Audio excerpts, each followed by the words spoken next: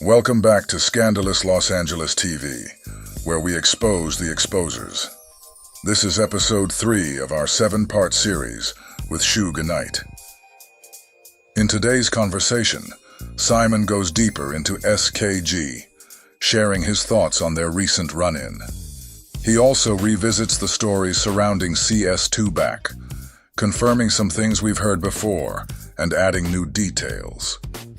You'll hear Simon talk about the time his Mexican homeboy allegedly punched CS2 back in the mouth, saying he got knocked out right then and there. He also recalls the very first time he ever met CS2 Wack. According to Simon, the first time he met Porky, he says he put him flat on his back. Simon's not holding anything back. He's speaking candidly, and as always, we're about to find out what Simon says. Yeah, so he tell me on the bullshit about they definitely going to make sure the homie gets time, you know? Yeah. I tell my nephew, well, you gotta stop that one. Cause you know, that ain't something that needs to be done, but I'm never gonna have a conversation with him again in life, right? Right. So he hollered at him and they was like, get out of my business. That nigga gonna fry, I'm gonna get him, I'm blah, blah, blah, blah, blah, blah. The thing about this is this. First of all, I'm tired of everybody trying to change my history with a lie. She's not the row. She never was on death row, or the row. I did her a favor for Keto Rock. I put her on a song with Pac, but Left Eye is on the same song. You know, same song, two different. I played on that twice, just to help her give her a career. If you can't get a career on that, that's on you. To talk bad and think you're going to take the road is yours, and that's who you are, and, you know, she even spoke bad and tried to speak bad to my nephew, like even on Toy. Yes. Her and Wack is best friends. They're inseparable. Inseparable, right? So she got him pumped up. He's speaking on it. I'm like, hold up. You on the phone. She texts me on my tablet. I call back. I'm listening to the whole thing. She checking. Motherfucker, whenever I worked at Foot Locker. What are you talking about? Do you want this ugly bitch you right here beat up? That ugly ass man looking bitch? Yeah. The one you with? Yeah. That bitch. Right? Yeah. So, for him, that other bitch, and another bitch, before I get into this, I'm going to tell you like this, Wack. Enough talking back and forth. I'll meet you at the county jail. All you got to do. But besides that, it's like, your wife was a CEO. This bitch was at Lancaster, and most of 99% of the bitches that work in the prison, they drinking beer with the sergeants, the captains, the lieutenants, and the other motherfucking CEOs. And you know it's a lot of sucking and fucking going on. Facts. And inmates, right? But imagine this little chubby, little toe-looking motherfucker, little short dude, right?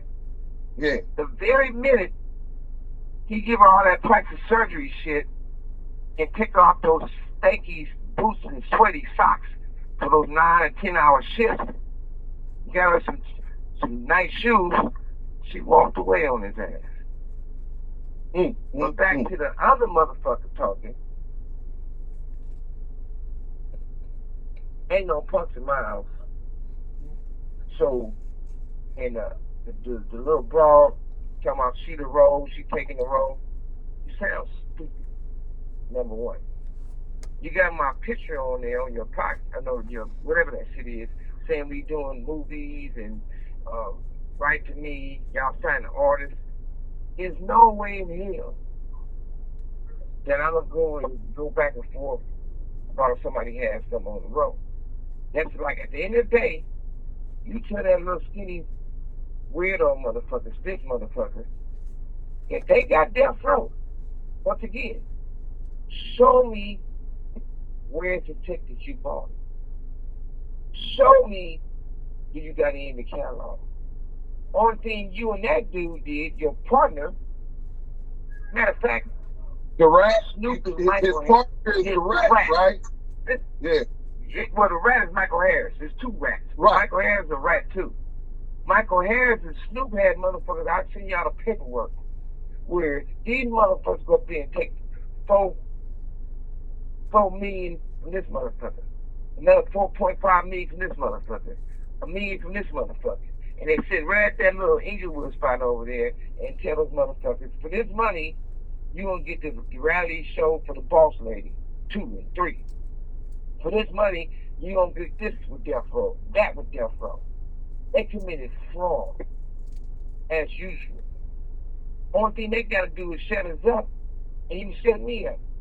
Show the paperwork and the check where you paid the money, Snoop. And if what the other little broad you be talking about, whatever you call her, if she got the row, where and how? You never had a row chain. You never had a death row chain. No bitch in life never had a death row chain or a row chain. And on top of that, to make it, matter of fact, I got an artist that's from the west side. She's younger than her, but she rapping. Everybody always talking about What's her name? What's her name, Suge? From the west side? Yeah. They call her Theory. Okay. We got Theories and we got a Blessing. Yeah, she's from the west side. And shit, I'm not gonna argue with no bitch, but she'll run any bitch. Anytime. I guarantee she'll call in and pull up. But back to all this bullshit, we gotta do better than what we doing. I don't want to be in the thing of talking about the little turtle motherfucker, Wack, about his. This call and your telephone number will be monitored and recorded. I know they snitching on her because if their story is true, and they said she was selling 10s and 20s and $50 rocks to buy shit, if that was true, you tell on your mama to go to jail. Right. And you said your father was on crack, but your mother wasn't on crack. I know Pastor Jones. And Pastor Jones ain't no punk. And if you selling dope and he high, he gonna take it. That's any crackhead, right? That's what they gonna do. So you can't sit up there with pork butter and tell me, oh no, this is what it is, this is what it ain't. That's some bullshit. But since we got all the bullshit out the way, how Wait, we gonna now, do some shit? you can't get away with this one.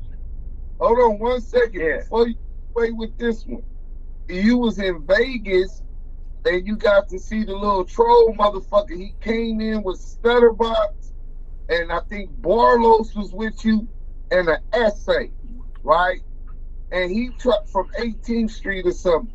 And I guess he tried to play with you, like, what's up, nigga, this and this and that, playing. Nah. And this how it really happened. This is the true part about it. It was me. It was Toy. It was my Mexican homie. Okay. We walk inside the club. They there first. Box is there. He's standing next to Box. I grab him. Playing with him. When I let him go, my Mexican homie fired on him. He was knocked out in his sleep. Standing up on the wall. Wake the nigga up. What happened? I tell the homie, I said, man, he the homie, right? He said, I didn't know. He said, man, you knocked me out. You did this to me? He said, oh, we look to get out. I said, look, I tell you now, you don't want it with them. He said, I want to. I said, well, let's leave out. We all walk outside of the club, walk outside the casino, go in a little corner over there. What you gonna do? Look, I want to fight. So all you gotta do is run up on me. He's gonna beat till the next one. He's like, hey, I'm gonna tell you one more time. I'm right here. You come over here, I'm gonna beat your motherfucking ass. So then he looked at this other dude, There was a black dude there, and he said, man, where you from? This dude was from Mississippi, but he claimed 60s, right? He said, I'm from 60s. He said, oh, I don't want no problem with you. I'm from, you know who I am. I'm Wack from Power Rule 60, 60 Power Rule, 60 Power Rule. But at the end of the day, Hey, sure, he really be claiming that shit, man. Man, all day long. When I first this is the thing though. I ain't gonna lie and say me and him didn't start off all right. The very first time I ever met that boy, very first time I ever met him, coming out the studio, he said, man, I'm Wack. He all aggressive. I said, look, man, I have to put my motherfucking phone down, little aggressive ass little nigga. You gonna be on your back. I said, for real? Right. That's all you gotta do is ask anybody who's there that I put him on his back. He know that. First time you met him? First time I met him. He know I put him on his back. And had Taka come on, Taka did something to me.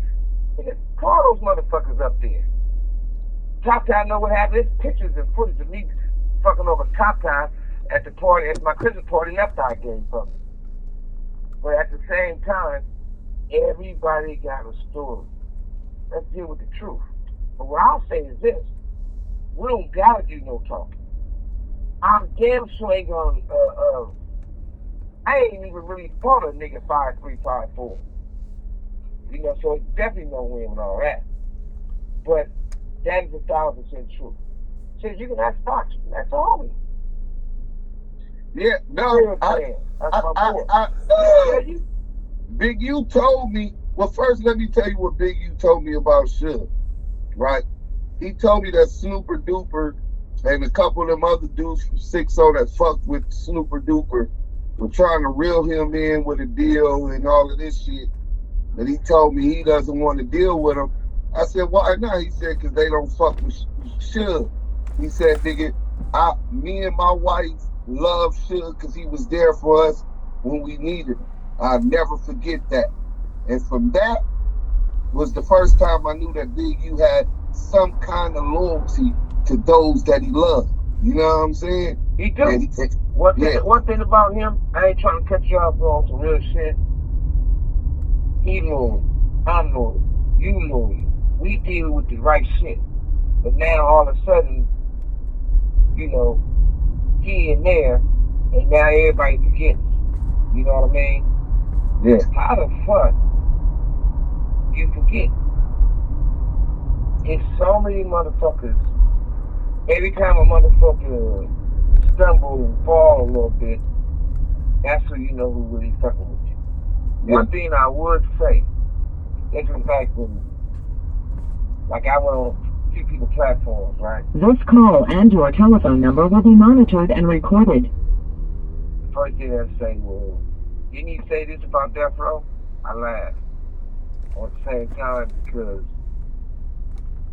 the shit we done been through, and travel, and had fun, and watch our kids grow up. That's like, he gonna make it home, but you gotta remember one thing. He already beat the odds. A lot of motherfuckers saying a lot of shit, but if one is still alive, two, how many people can say they got a son in the NFL? Hey, stud. He played tomorrow. He playing my team, Kansas City Chiefs tomorrow. You know what I'm saying? Hey, so and at the end of the day, we got to remember this stuff. The biggest accomplishment we can make as a man is to be a father. And you haven't made it in life until you become a grandparent. Shit, they didn't change the outlook of. They got my son thinking that he can take my name and nobody can use it. Now this is my son, mama. Son that I love. When he was in high school, he went by Jacob. Now, he go by my name, but he sued anybody, including me, saying I can't use my own name. Unless they pay him. You raised them right then. Shit. Yeah, but if he gonna do it, You have 60 seconds remaining. mean what he say. Like when he got into it with Ray J, I told my son, don't go back and forth with him. Tell him to run that fade. When he got ready to run that fade, you know, everybody talking about it. I told him, look, if you gonna drink whiskey, motherfucker, drink whiskey. But I better not catch you drinking no motherfucking milk and cookies. Right. But I ain't gonna never say nothing bad about my son because I love my son. But for those other niggas picking on my son, I'm gonna holler at y'all about that. But at the same time, you gotta remember, my son, in a way, he's a great father. I got two of the most beautiful granddaughters in the world. And he got a son. He got a junior. I got pictures of him holding up the pregnant stick with his other baby mama, being so happy.